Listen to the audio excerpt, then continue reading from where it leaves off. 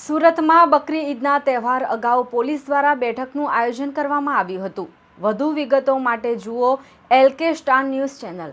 જેમાં પોલીસના ઉચ્ચ અધિકારીઓ દ્વારા હિન્દુ મુસ્લિમ સમુદાયના આગેવાનો તથા શાંતિ સમિતિના સભ્યો સાથે કુરબાની આપી તેનો વેસ્ટેજ સુરત મહાનગરપાલિકા તરફથી મૂકવામાં આવેલા કન્ટેનરમાં જ નાખવું, કોઈ અન્ય જગ્યાએ નાખવું નહીં। કુરબાની આપતી વખતે કોઈ પણ પ્રકારનો વિડીયો વાયરલ ન થાય તે ખાસ ધ્યાન રાખવા અંગે માર્ગદર્શન અપાયું હતું, જેથી કોઈ પણ ધર્મની લાગણી દુભાય નહીં તથા હિન્દુ મુસ્લિમ એકબીજા સાથે મળીને તહેવારની ઉજવણી કરે તેમજ કોમી એકલાસ જળવાઈ રહે અને કાયદો વ્યવસ્થા જળવાઈ રહે તેવો મેસેજ અપાયો હતો। સુરત શહેરમાં લિંબાયત પોલીસ સ્ટેશન વિસ્તારમાં શાંતિ સમિતિની એક બેઠકનું આયોજન કરવામાં આવ્યું।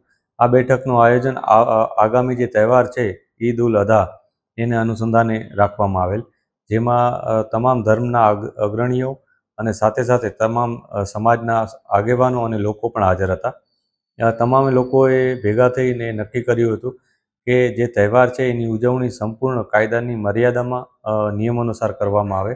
આ માટે કેટલાક ધાર્મિક ગુરુઓએ અને અગ્રણીઓએ એ પણ જણાવ્યું કે આ જે તહેવારનું ધાર્મિક મહત્ત્વ છે એની પાછળ પણ આ તહેવાર ઉજવવામાં જે તકેદારી રાખવી પડે, જેમ કે જે પણ કુરબાની આપવામાં આવી રહેલ છે એને પડદાની અંદર આપવામાં આવે, કોઈને એ કઈ રીતના આપવામાં આવે જે દેખાય નહીં, કોઈની ધાર્મિક લાગણી દુભાય નહીં, એ પ્રકારે કરવામાં આવે એ માટે એ લોકોએ લોકોને સમજ આપી હતી। એ ધાર્મિક સમજ હતી, સાથે સાથે પોલીસ વિભાગ દ્વારા પણ લોકોને સમજણ આપવામાં આવી, જાણકારી આપવામાં આવી કે તેઓ જ્યારે પણ આ કોઈ કુરબાનીની પ્રક્રિયા પાર પાડે ત્યારે પડદાઓની વચ્ચે કરે, કોઈને દેખાય નહીં એ રીતના।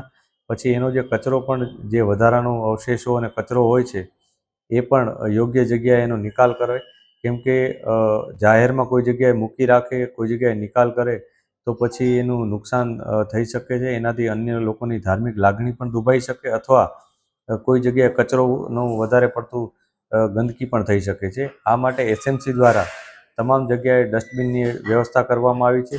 આ પ્રકારના ડસ્ટબિનનો ઉપયોગ કરે લોકો, અને જે વ્હીકલમાં આ બધો કચરાનો નિકાલ કરવા માટે લોકોને જાણકારી આપવામાં આવે છે કે આ વ્હીકલમાં જ બધાનો કચરો નાખવામાં આવે, તો એની પણ લોકો તકેદારી રાખી એનો ઉપયોગ કરે એ માટેની જાણકારી આપવામાં આવી। Bureau report LK star news Surat.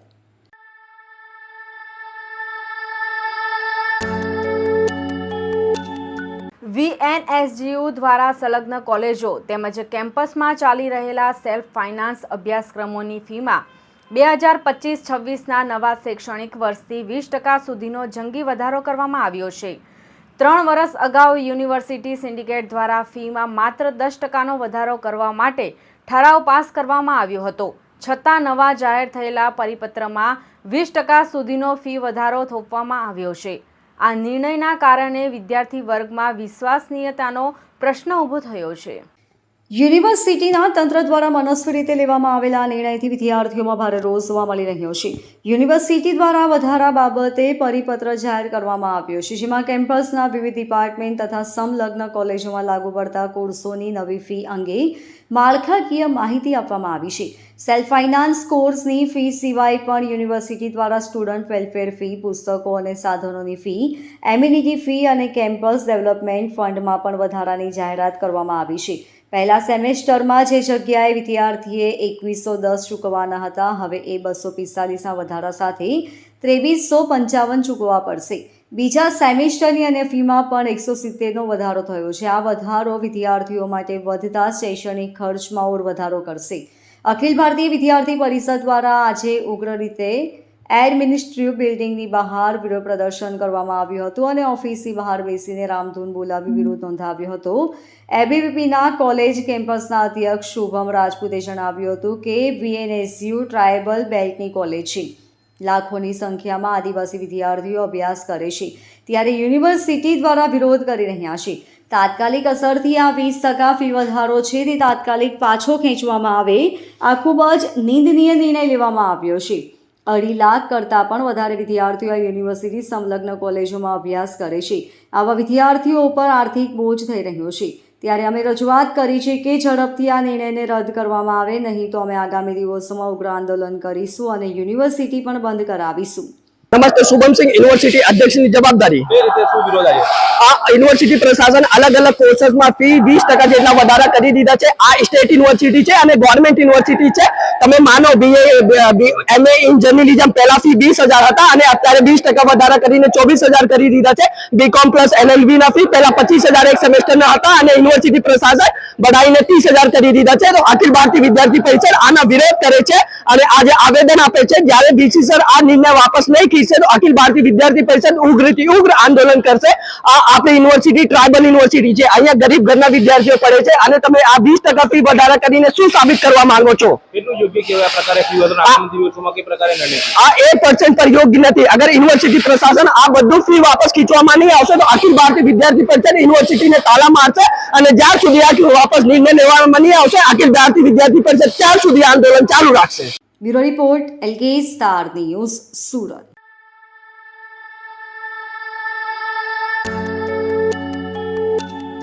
સુરતમાં એક બાદ એક બોગસ ડોક્ટર પકડી રહ્યા છે ત્યારે 58 જેટલી વ્યક્તિઓને નકલી BHMSની ડિગ્રી આપનાર 5 વર્ષે પકડાયો છે. સુરતના વિજય બોરેલની ધરપકડ કરાઈ છે. 2020થી વિજય બોરેલ ગાંધીનગર CID ક્રાઇમ માટે વોન્ટેડ હતો, જેને સુરત SOG પોલીસે ઝડપી પાડ્યો છે. ટિંડોલીની કૃષ્ણકુંજ સોસાયટીમાં રહેતા વિજય નામદેવ બોલેરોને ઝડપી પાડ્યો હતો. આ શખ્સ 2020માં CID crime Gandhinagar zone police માટે 5 વર્ષથી વોન્ટેડ હતો. 58 તબીબોની ડિગ્રી નકલી હોવાનું બહાર આવ્યું હતું. ચોંકાવનારી વાત એ હતી કે નકલી તબીબોની જાળ રાજ્યના તમામ શહેરોમાં ફેલાઈ હતી. આ ડિગ્રી માટે તેમણે લાખો રૂપિયા ખર્ચ્યા હતા. કૌભાંડીઓએ તબીબ બનવાના અબરખા સીવતા મુન્નાભાઈઓ પાસેથી મનસ્વી રીતે નાણાં ઉછેર્યા હતા. 4.5 લાખ રૂપિયાથી 9 લાખ સુધીની રકમ મેળવીને ગઠિયાઓ ડૉક્ટર બાબા સાહેબ આંબેડકર યુનિવર્સિટીની ઇસ્યુ કરાઈ હોય તેવી નકલી ડિગ્રી આપી દેતા હતા. આ નકલી ડિગ્રી સર્ટિફિકેટનું registration counselling of homeopathy Ahmedabad civil હોસ્પિટલમાં રજિસ્ટ્રેશન પણ કરાવી દેતા હતા, જેના કારણે તેઓ નકલી હોવાથી શંકા જતી ન હતી અને બીજી એજન્સીઓ તેમની પર કાર્યવાહી કરતા ખચકાતી હતી. ઉલટ તપાસમાં આ ડિગ્રી બનાવટી હોવાનું બહાર આવ્યું હતું. બાબા સાહેબ આંબેડકર યુનિવર્સિટી દ્વારા જ આ સર્ટિફિકેટ પોતે ઇસ્યુ નહીં કર્યાનું જણાવાતા જ તપાસ તેજ બની હતી. સુરતના વિજય બોરલેને પણ બોગસ ડિગ્રી આપવામાં આવી હોવાની સંડોવણી હોવાનું બહાર આવ્યું હતું. ધરપકડથી બચવા આરોપી હાઈકોર્ટ સુધી ધક્કા ખાઈ ચૂક્યો હતો. SOG આરોપીને CID ક્રાઇમ ગાંધીનગર ઝોનને સોંપ્યો હતો. બોગસ ડિગ્રી સર્ટી બનાવી આપતો હોવાની પણ કબૂલાત કરી હતી. Bureau report LK star news Surat.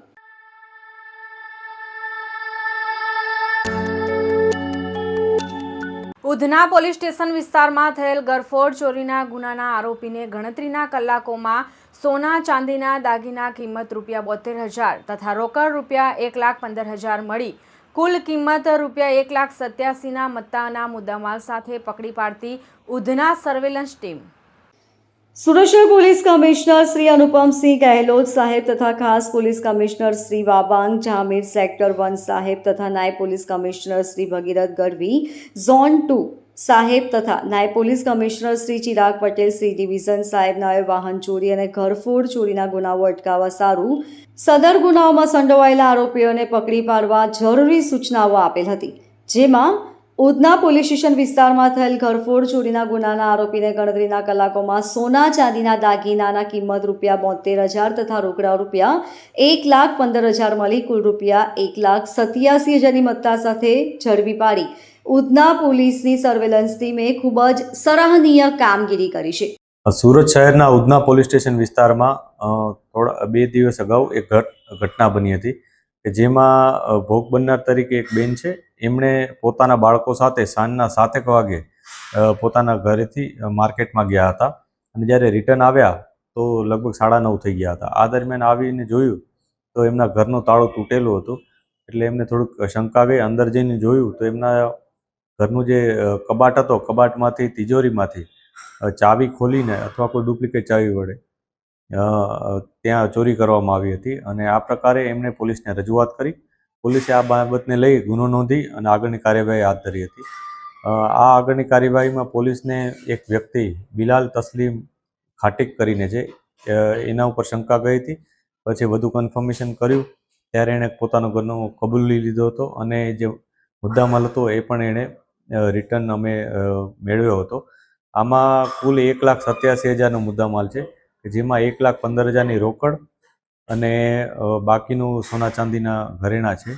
આજે ભોગ બનનાર બેન છે એના અને આ બિલાલના વચ્ચે મિત્રતા પણ હતી અને ઘણા વર્ષોથી એકબીજાના પરિચયમાં છે અને ઓળખે પણ છે. આ બિલાલે અગાઉ આ બેન પાસે પૈસા માંગ્યા હતા, પરંતુ બેને પૈસા આપવાની ના પાડી હતી. એટલે એમના સારા પરિચયમાં હોવાથી એણે એમના ઘરના તમામ જગ્યાથી જાણકાર પણ હતો, એટલે એને ખ્યાલ જ હતો કે એમની પાસે થોડા ઘણા રૂપિયા પડેલા છે. આ બાબતને લઈ અને જ્યારે આ બેન બહાર ગયા ત્યારે બિલાલ પાછળથી આવ્યો હતો ઘરે અને એણે તાળું તોડ્યું હતું અને અંદર તિજોરીની જે ચાવી હતી એ પોતાની રીતના જ મેળવી અને ખોલી અને એમાંથી આટલો મુદ્દામાલ લઈ ગયો હતો. બિલાલ શું કામ કરે છે? બિલાલ છે એ કોઈ ખાતામાં કામ કરે છે અને જે મુદ્દામાલ હતો એના ખાતામાંથી જ પોલીસ દ્વારા રિકવર કરવામાં આવ્યો છે.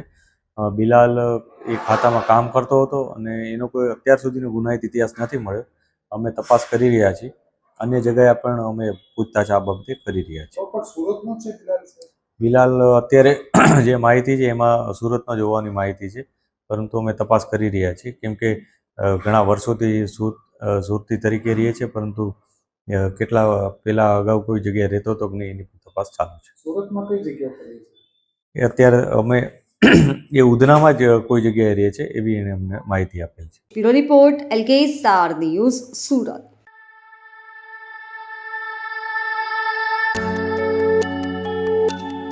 ગુજરાત રાજ્ય બાળ અધિકાર સંરક્ષણ આયોગના અધ્યક્ષ શ્રીમતી ધર્મિષ્ઠાબેન ગજ્જરના અધ્યક્ષસ્થાને સુરત જિલ્લામાં બાળ અધિકાર સંબંધિત વિભાગોના અધિકારીઓ સાથે કામગીરીની સમીક્ષાની બેઠક મળી હતી.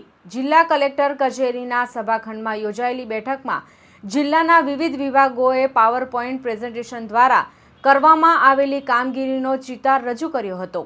બેઠકમાં બાળ અધિકાર સંરક્ષણ આયોગના અધ્યક્ષશ્રીએ કહ્યું કે આજનું બાળક એ દેશનું ભવિષ્ય છે. બાળકોને સ્વ સુરક્ષિત અને સુશિક્ષિત બનાવવા માટે સૌને સાથે મળીને કાર્ય કરવા, બાળકો સાથે સંવેદનશીલતા સાથે ફરજ નિભાવવાનો અનુરોધ કરી ઉમેર્યું કે બાળક ઈશ્વરનું નાનકડું રૂપ છે. બાળ અધિકારો માટે ટીમવર્કની ભાવના સાથે કાર્ય કરવા પર ભાર મૂકી તેમણે વિવિધ વિભાગના અધિકારીઓને બાળકોના હિત અને અધિકારીઓ ન છીનવાય તે દિશામાં વધુ અને વધુ શ્રેષ્ઠ કામગીરી કરવા જરૂરી માર્ગદર્શન આપ્યું હતું. બાળકોના અધિકારો માટે વધુમાં વધુ જનજાગૃતિ આવે તેવા કાર્યક્રમો હાથ ધરવા જણાવ્યું હતું. આયોગના સચિવ શ્રી DD કાપડિયાએ બાળ સંરક્ષણ આયોગના કાર્યો, રચના, બાળકોના કાયદાઓની માહિતી આપી બાળકોની સુરક્ષા, વિકાસ અને પાર્ટિસિપેન્ટ સર્વાંગી વિકાસ માટે સૌને સાથે મળીને કાર્ય કરવા જણાવાયું હતું. આ બેઠકમાં જિલ્લા કલેક્ટર ડોક્ટર સૌરભ પારકી, જિલ્લા વિકાસ અધિકારી શ્રીમતી શિવાની ગોયલ તથા જિલ્લા શિક્ષણાધિકારી ડોક્ટર ભગીરથસિંહ પરમાર, જિલ્લા ગ્રામ્યના DYSP પટેલ, શહેરના ACP KM જોસેફ, જિલ્લા પ્રોગ્રામ ઓફિસર રાધિકાબેન ગામિત, મદદની શ્રમ આયુક્ત HS ગામિત સહિત વિવિધ વિભાગોના અધિકારીઓ ઉપસ્થિત રહ્યા હતા. Bureau report LK star news Surat.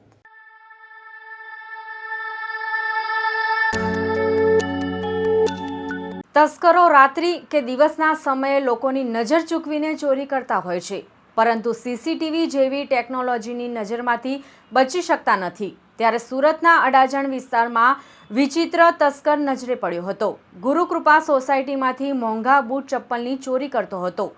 મોં ઉપર રૂમાલ બાંધીને આવેલા ચોર ઈસમે ચોરી કરી હતી. ચોરીની સમગ્ર ઘટના CCTVમાં કેદ થઈ હતી. તસ્કરે એક જ સોસાયટીમાંથી મોટા ભાગના ઘરોના બૂટ ચપ્પલની ચોરી કરી હતી. રાત્રિના સમયે મોં પર રૂમાલ બાંધીને આવેલા ચોર ઈસમે ચોરી કરી હતી. ચોરીની સમગ્ર ઘટના CCTV કેમેરામાં કેદ થઈ જવા પામી હતી.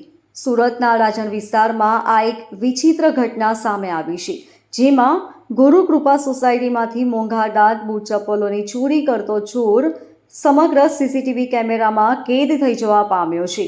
તસ્કરે એક જ સોસાયટીમાંથી મોટા ભાગના ઘરોના બૂટ ચપ્પલની ચોરી કરી હતી. Bureau report LK star news Surat.